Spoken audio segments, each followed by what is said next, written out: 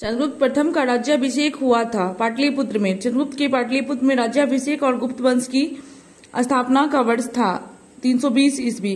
किस शासक ने वैशाली के लिच्छवी राजकुमारी कुमार देवी से विवाह किया था? चंद्रगुप्त प्रथम। चंद्रगुप्त प्रथम ने 320 ईस्वी में महाधिराज की उपाधि धारण की थी पाटलिपुत्र में।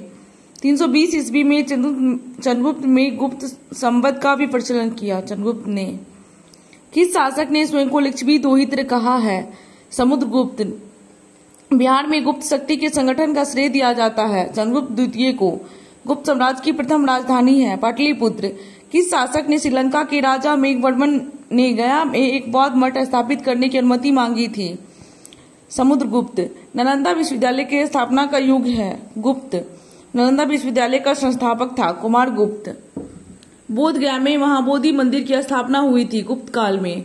चीनी यात्री फाहियान कितने समय तक पाटलिपुत्र में रहा था? 3 साल।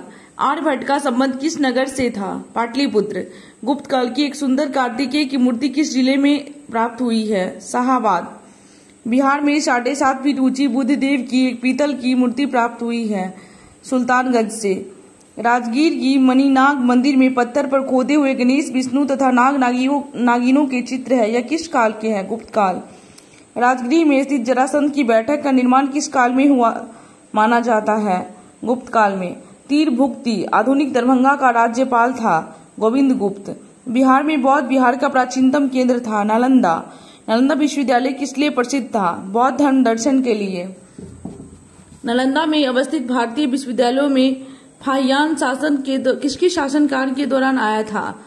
चंद्रगुप्त विक्रमादित्य के शासनकाल में। किसने यह वर्णन किया है कि मगध भारत के सभी देशों में मगध देश के सर्वाधिक नगर थे? धनपतियों ने यहाँ चिकित्सालय बनवाया जहाँ रोगियों को मुफ्त भोजन तथा दवाएं दी जाती थी। फाहियान। गुप्त संवत का आरंभ होता है 320 ईस्वी में। निम्नलिखित शासकों में से किसे भारत का नेपोलियन कहा जाता है? समुद्रगुप्त को। सौराष्ट्र और मालवा क्षेत्र की विजय किस गुप्त सम्राट ने की थी? चंद्रगुप्त द्वितीय या विक्रमादित्य। प्रयाग प्रशस्ति की रचना कौन किया है? हरिसेन।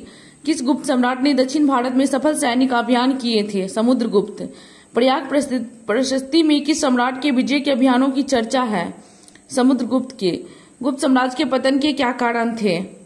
हुनों के आक्रमण, प्रशासन का सामंती स्वरूप, कमजोर शासक, तीनों। मगध पर मिहिर कुल का आक्रमण किस शासक के समय हुआ था? नरसिंह गुप्त के समय में। गुप्त काल ज्ञान विज्ञान के विकास का स्वर्णिम युग था। इनमें योगदान करने वाले विद्वान थे बड़ा मिहिर, आर्यभट्ट एवं ब्रह्मगुप्त।